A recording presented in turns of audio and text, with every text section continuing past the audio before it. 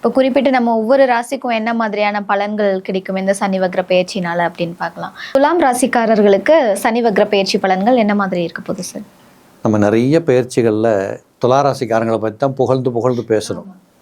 இப்போ உதாரணமாக துளாராசிக்காரங்களுக்கு இப்போ சனி பகவான் 6ஆம் இடத்துக்கு போனார். 6ஆம் இடத்துலையே தானே உள்ளிருந்து வெளியில் வர்றாரு, 5ஆம் இடத்துக்கு வரலை. அதே போல் 9ஆம் இடத்துல குரு இருக்கிறார்.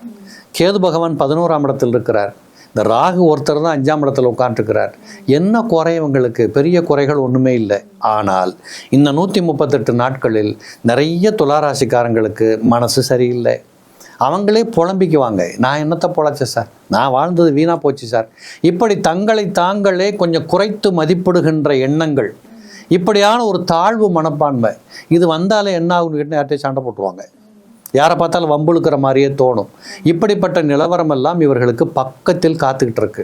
இவங்க வேற ஒன்றுமே செய்ய வேண்டாம். பரிகாரம் மாதிரி யார்கிட்டையும் சண்டைக்கு போக மாட்டேன், எந்த வாக்குவாதமும் பண்ண மாட்டேன், முதல்ல நான் பேச மாட்டேன், அவன் கேட்டதுக்கு மட்டும் பதில் சொல்லுவேன், இப்படிங்கிற சூழலை வளர்த்து கொண்டால் இவர்கள் எந்த இடத்தில் இருந்தாலும் இவர்களுக்கு ஒரு குறைகளும் வரப்போறதில்லை.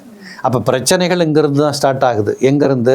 பேசுகிறதுனால, எதிர்பார்க்குற விதத்தில், நாம் யார்கிட்ட உட்காந்துட்டு என்ன டீல் பண்ணுறோங்கிற விதத்தில் கவனமாக இருக்கணுங்கிறது கட்டாயம்.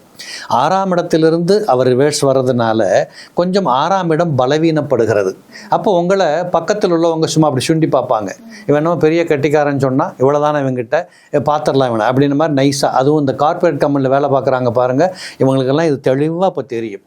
கடந்த 10 நாட்களாகவே இவங்க உணர்ந்துக்கிட்டு இருப்பாங்க. அப்போ இந்த இடத்துல என்ன பண்ணணும்னா, தாராளமாக இந்த வக்ரகதி முடிகிற வரைக்கும் நடிக்க கற்றுக்கொள்ளுங்கள், அவ்வளவுதான். அவன் என்ன வேணாலும் பேசிட்டு போகிறான், சிரிச்சுக்கிட்டே போங்க. இது வீட்டுக்குள்ளே கூட கணவன் மனைவி குடும்ப உறவுகளில் நிறைய தர்க்கவாதங்கள் வரும். சண்டை என்பது வேற, தர்க்கவாதம் என்பது வேற.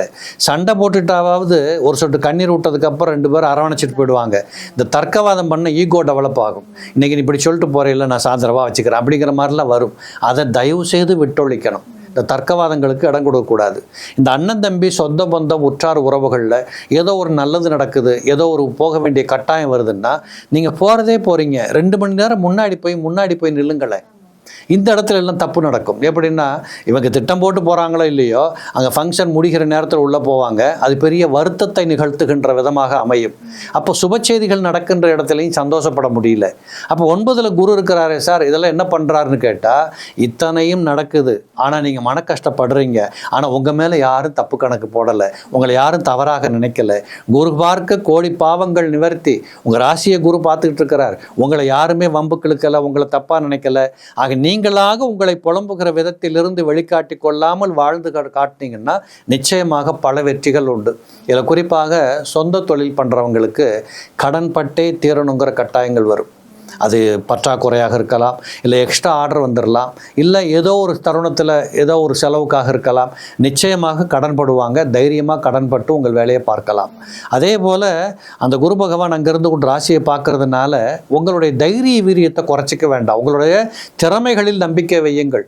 அதுவும் இந்த சின்ன பிள்ளைங்களாக இருக்காங்க பாருங்கள், புதுசாக வேலைக்கு போனவங்க, இந்த புதுசாக தொழில் தொடங்குறவங்க, புதுசாக டிரைவிங் கற்றுக்கிட்டவங்க, இந்த முதல்ல ஒரு காரியத்தை பண்ணுவாங்கல்ல, பெண்களாக இருந்தால் முதல்ல காது குத்துனவங்க, மூக்கு குத்துனவங்கன்னு சொல்லுவாங்க பாரு, கண்ணாடி போட்டுக்கிட்டவங்க, இப்படிப்பட்டவர்களுக்கு தங்கள் மேலேயே இது கண்ணாடி நல்லதாக இருக்கா, நான் இதை மாற்றி போட்டிருக்கணும், தப்பாக போட்டு இந்த 10,000 ரூபா வேஸ்ட் பண்ணிட்டேன், இப்படின்னு தேவையற்ற ஒரு குழப்பங்கள் எல்லாம் வரும். இதே கண்ணாடியும் இதே முகமும் இந்த காலத்திற்கு பின்னாடி பொருந்தி போயிடும். இப்படி நீங்கள் செய்கின்ற காரியம் அத்தனையும் உங்களுக்கு சாதகமாக இருந்தாலும், மற்றவர்கள் எல்லோரும் உங்கள் பக்கம் சாதகமாக இருந்தாலும், உங்கள் மனக்குறை என்பதை தீர்ப்பதற்கு யார் உதவி செய்ய முடியும்? நீங்கள் தான் மனக்குறையை தீர்த்துக்கணும். அப்போ அந்த மனக்குறையை சுட்டி காட்டக்கூடிய இடத்துல தான் இந்த சனி பகவான் வக்ரகதி இருக்குது. அதுலேயும் குறிப்பாக தாய் வழி சம்பந்தப்பட்ட உறவுகளில் மனஸ்தாபங்கள். அதே மாதிரி பெண் பிள்ளைகள் வீட்டில் இருந்தாங்கன்னா ஒருவேளை கல்யாணம் பண்ணி போயிருப்பாங்க, திரும்ப விருந்துக்கு வந்திருப்பாங்க, இதில் ஏதாவது டக்கஃபார் நடக்கும், இந்த குழப்பங்கள் நடக்கும். ஆக மொத்தத்தில் சொல்லணுன்னா, என்னை பொறுத்தளவு துலாத்தில் பிறந்தவர்களுக்கு பொருளாதாரம் கெட்டு போக போகிறதில்லை, ஆயுள் ஆரோக்கியத்தில் பிரச்சனைகள் இல்லை, வண்டி வாகனம் சொந்த பந்தங்கள் ஒரு குறைபாடுகளும் இல்லை.